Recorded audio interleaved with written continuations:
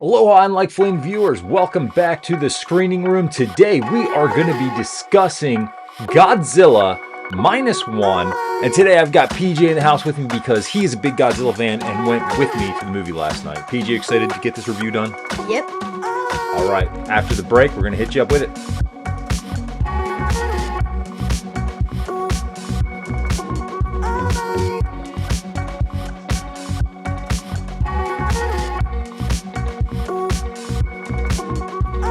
Welcome back, In Like Flynn viewers. We are going to be breaking down Godzilla Minus One, and we are going to be going into spoiler territory today because why not? The movie's been out now for a week. If you haven't seen it by now, which you need to go see it, we're going to break down the spoilers for you, and too bad. Hopefully you've already seen it because it's a great flick. All right, PJ. So this was your first like Toho Studios Godzilla movie, Yeah. subtitles and all. You were on the fence. You liked the trailer, but you were on the fence because of the Japanese subtitles. Yeah. All right, what did you think of the movie, dude? It was pretty good. If you liked action, I would say that you liked this movie, and Yeah. also, There was a lot of really good action scenes, a lot of mayhem and special effects in this movie, and right? also, the critics said it was very emotional, Hmm. and I would agree with that because the person on the right of me was like even Like getting emotional. yeah. Yeah, they were really into the movie. So this movie, unlike some other Godzilla movies, really built some great characters and made you feel emotion for our primary protagonist. All right, so let's go over the plot of the movie. So we are thrown in and we see our main protagonist landing a plane on this remote island. And we don't know really what's going on, but we find out that he's there for repairs on his airplane Yep. and they can't find anything wrong with it. So they're like, what the heck? And then we come to learn that this guy is a kamikaze pilot during World War II.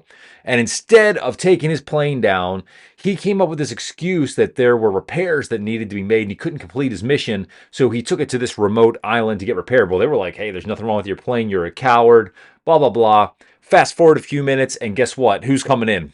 Godzilla. Godzilla just shows up and starts terrorizing this island. Once again, the guy cowards out. He doesn't shoot Godzilla when he could have saved the lives of all the people on the island, and they get obliterated by Godzilla.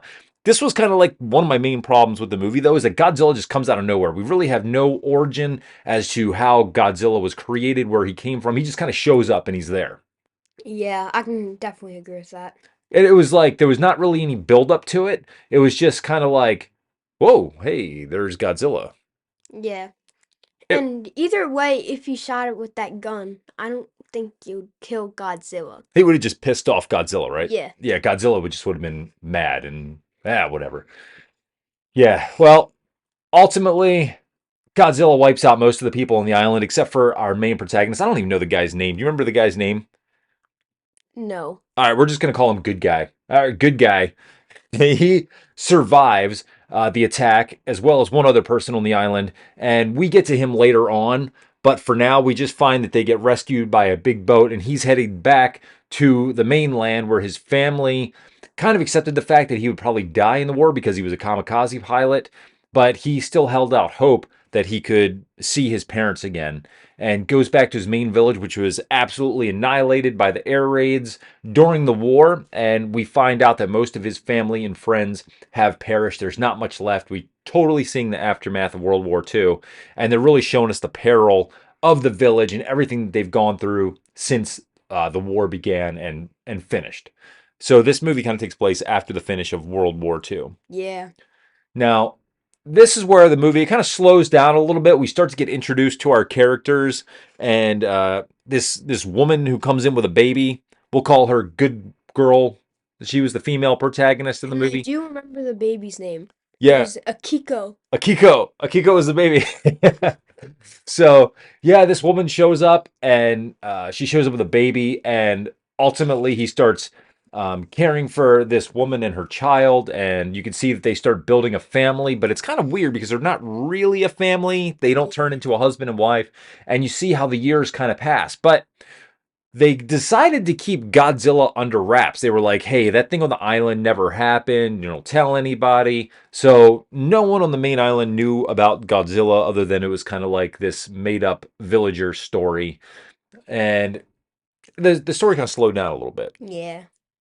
Well, we see the progression a couple years, the kid's getting a little bit older, the relationship's getting built. Well, then all of a sudden, guess what? Who comes into the story again? Godzilla. Godzilla! Yeah, here comes Godzilla. I'm trying to say it with my accent, how they say it in the movie, and absolutely wreaks havoc. And now, any scene where Godzilla was in it, he was a total presence and a complete menace. This wasn't Yeah. like a good Godzilla that's like the protector of the people against other kaiju. This is a Godzilla that just wants to kill everybody. He wants to wipe out the entire city. Really, there's no backstory as to why he wants to do it. He is just a destroyer of people and of cities. Now, those scenes are pretty freaking awesome, right? Yeah. I mean, whenever Godzilla's in the movie, we just see total annihilation. And then we see the story through the eyes of our main cast, the woman who's now in a job over in another city, and then our main good guy, I forget his name, and then what's happening with his baby, and then also a crew of these boaters that were kind of out and they had an encounter. Oh, I forgot about the water encounter with Godzilla, right? We skipped over that part. That was actually really cool. I love the water Godzilla scenes. So go ahead, you can explain with the main guy and his job. So basically, they're here to clear out all the mines that the Americans put near the coast of Yeah, like around Japan. Japan. Yeah. Yeah, so basically, the United States laid all these mines during the war, and he got put on this boating vessel to clear out all these mines. And we kind of also get a relationship built with the fellow fishermen that are on the boat, and there's a scientist as well. He's kind of like the head scientist guy, and they have an encounter with Godzilla on a boat. And Godzilla's wreaking havoc on all these naval fleets that are sailing in the ocean, but they're keeping it all under wraps. The one problem with that scene is how can it like take down that humongous boat, but then it can't take down that tiny boat? The tiny little vessel, Yeah. yeah. So we see Godzilla basically just obliterating entire warships, just tossing them up in the air, throwing them down, slamming them around, killing lots of people. But then there is this really cool sequence where our group with the main protagonist and the scientist, they are trying to flee Godzilla, but at the same time they are fighting him, and they kind of find out a way that they can damage Godzilla, and you know Yeah. that's where they come up with the idea for the whole end of how they could possibly defeat Godzilla.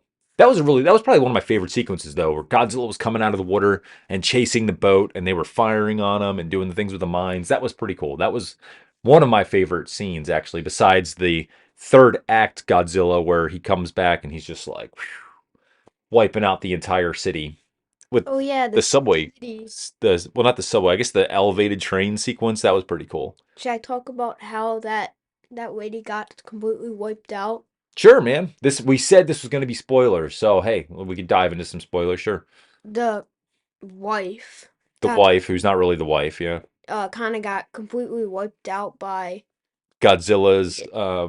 the atomic breath kind of obliterated a bunch of stuff, and she sacrifices herself for the good of our main uh, hero, I should say. And so, for a large part of the movie, we think she is dead. Ultimately, She's not. she's not. We don't find that out till the very end of the movie when he gets a telegram saying that she is in the hospital recovering. But yeah, she completely sacrificed herself to save the father. She wanted the hero to raise the little girl as a father and to survive. And she was basically saying he needed to survive because he had survived everything so far. Yeah. And then there's a lot more action after that. Yeah. With Godzilla. Yeah, because then he just goes like completely like he just goes completely out of the way of Japan, and then Japan does the private.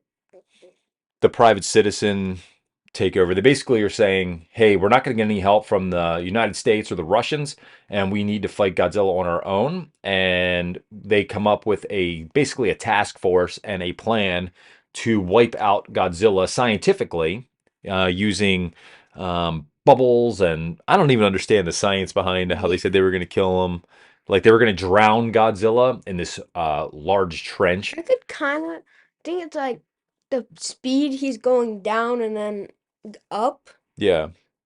The thing that though that got me though is our main hero is we learn is a kamikaze pilot who cowered it out, and at the end of the movie he is basically the backup. He's going to draw Godzilla in to part of the bay where they are planning on drowning Godzilla in this trench, and he's going to do a kamikaze thing where he's loaded his plane up with bombs, and he as a failsafe is going to be the one who's going to fly his plane into Godzilla's mouth and detonate it and blow up Godzilla Yeah. if everything else fails. But Godzilla gets in the water and Godzilla's chasing this guy in the plane, which I don't know if Godzilla would be that like care about a stupid tiny little plane compared to how big Godzilla really Yeah. is and all the destruction he wanted to do. But Godzilla's walking in the water and he's like maybe waist deep in the water in that bay. Yeah. But then all of a sudden, we're led to believe that there's this humongous trench a little bit away that's, I think they said like 2,500 feet deep that they were going to drown, or Yeah. 2,500 meters deep that they were going to drown Godzilla in. But yet he was literally just standing waist deep in the water there a second ago and didn't go far at all. It's not like he swam away or anything. Like, Yeah. where did this trench come from? That was Cause one of my main issues towards the end of the movie because I was like, oh, that's not really working. So, anyway, that was one of my issues with the movie. It's kind of in and the finale there. I feel like they kept adding on like to the movie. They're like plan A, you kind of, The drowning. and then plan B, and Just to then like raise him up really quick. plan C. It's kamikaze. Yeah. Yeah, the kamikaze with the bombs flying into Godzilla's mouth was plan C. So hey, good for them. They had plan A, B, and C. They were totally I set. never had plan C, Yeah, but like he kind of just yeah, because he didn't tell anyone he was going to do the kamikaze thing. But besides, so it comes back that character we talked about earlier that survived the remote island. He was an airplane repair specialist. He was like one of the leading airplane repair specialists for the Japanese, and he had to come back in and repair this guy's plane because all the planes had been destroyed, and he had to repair this plane to get it so our fighter pilot could kamikaze himself into Godzilla. That's our main good guy. yeah. And so he comes back and fixes the plane up and loads it up with bombs and everything. Yeah. Yeah. Well, we don't know this going in because we think, all right, well, this guy, he's going to fulfill his destiny. He's going to kamikaze himself into Godzilla. End of story. Now, while that does come into play, what we don't know is that the repair guy outfitted the plane with an ejector seat. Yeah. So we go, boom, he's flying his plane in, plan A and plan B fail. We get to the final fail safe. He's going to fly his plane filled with bombs into Godzilla's mouth and explosion. He flies his plane in Godzilla's mouth, but he doesn't die. Yeah. He ejected himself and he lives to fight another day. And down goes Godzilla. Yeah. So Godzilla went down by being drowned, brought back up, really pissed him off, and then they flew a plane into his mouth with a lot of bombs and And detonated the then bombs. he just went. Yeah, he had his blue stuff coming out of him, the atomic stuff coming out of him, and then he sunk to the bottom of this trench where we are led to believe that he is perishing. But it's Godzilla. You don't kill Godzilla. He's the king of the monsters, right? And So, then we know later that he's actually still alive. yes, we see a little shot right at the end of the movie. We see some regeneration occurring, and long live the king. Godzilla lives. I guess for that's going to be -2. Godzilla minus. Is it going to be -2 or it could be Godzilla Ground Zero? Godzilla Zero. I don't know. Whatever they decide to name it, definitely set it up for another movie. We know there's going to be another Godzilla movie. We actually have another Godzilla movie coming out soon with Godzilla and King Kong teaming up. So Godzilla, what's it called? Like Godzilla X Kong 2 or something? Godzilla X Kong, where they team up. Yeah. Yeah, that's coming out soon. With that, like, I think it was like a robot. Yeah, well, they I haven't think really revealed who the I think I remember from the well, the first one was like the Mecha. yeah. Yeah, I think it was the Mecha Godzilla, right? And I think they never defeated him, and it's kind of like a cliffhanger. Yeah. And there, well, we haven't watched that Monarch show. There's a Monarch show on Godzilla on Apple TV right now. I haven't watched that, but I heard it's good. Neighbor James said it was really good. Yeah. But overall, I mean, I thought it was a good movie. I thought it could have been cut down a little bit. I thought it was maybe a Yeah. little long. They could have went a little bit shorter, especially after that opening scene and kind of the build up to Godzilla coming back. There was definitely a little bit of downtime that I felt could have been trimmed up. The story didn't make a lot of sense with why he didn't end up marrying the girl. Well, until kind of the end, we realized he was really in love with her.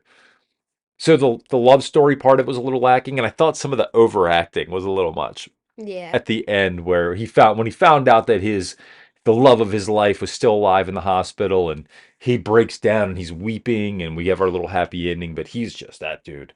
He's just overacting like crazy. Now, what I did just find out, which is crazy, they just released this weekend. They said this movie, all right, get a load of this, right? Only cost $15 million to make. Hmm. With as great as the visual effects were in this movie, the action sequences are tremendous. The visuals are great. The CGI, there's some CGI in this movie that blows the heck out of what Marvel's been doing. And they did it for $15 million. Now we're talking about 1/15 of the cost of some of these higher budget Marvel movies that have been coming out that are costing $200 million that look like garbage. And here you have a freaking Godzilla movie that is now in Oscars contention. People are saying that they expect this to get nominated for best visual effects, and it didn't even cost them $15 million to make the entire movie. That's with actor salaries, everything. 15 million bucks. Hmm. That's nuts. I mean, I have a hard time believing that figure, but hey, that's what the producers are coming out and saying. So good for them. If you can make that good of a movie on $15 million, that should offer a lot of hope for future filmmakers out Well, there. that's Japan for you. Japan is very talented in like a lot of things. Yes, they are extremely talented. If they found out an amazing way to do this kind of cinematography on the cheap, good for you, Toho Studios. Well, I enjoyed the movie. I enjoyed the movie. And if okay, so if we were going to rate this movie out of 10, 10 being a perfect score, what are you going to give this movie out of 10? Going into the movie, I would say 7 out of 10, Mm-hmm. but coming out of the movie, 8 out of 10. 8 out of 10 is a pretty good score. I would say for me going into the movie, the hype was so high. I was really excited for the movie. Um, I would say going in, I was around like a 7.5 out of 10. And then coming out, I thought it was really good. I'm going to say, you know what? I'm going to go with your number. I think I'm going with 8 out of 10 as well. I was really impressed. Could nitpick a couple little things, but overall, the acting was great. It told a really good story. We had some great characters, and the visual effects were fantastic. It was a fantastic Godzilla movie. I thought it was a lot better than some other Godzilla movies I've seen, and I'm excited to see where they go in the future with this. Yeah. So, yeah, good times. So there you are. You have the spoilers. You have everything you need to know about Godzilla minus one. You should go out and see it in the theaters. Thank you so much for watching this. We Yeah. appreciate it. We hope you enjoyed it. We would love it if you like the video. Subscribe to the channel. We're going to get PJ involved in some more reviews coming up here in the future. He's loving it. He's loving some movies lately. Yep. Yeah. So we would very much enjoy your company as we dive into movies in the future. So thank you so much for watching. And until next time from the screening room, aloha, everybody. Peace out.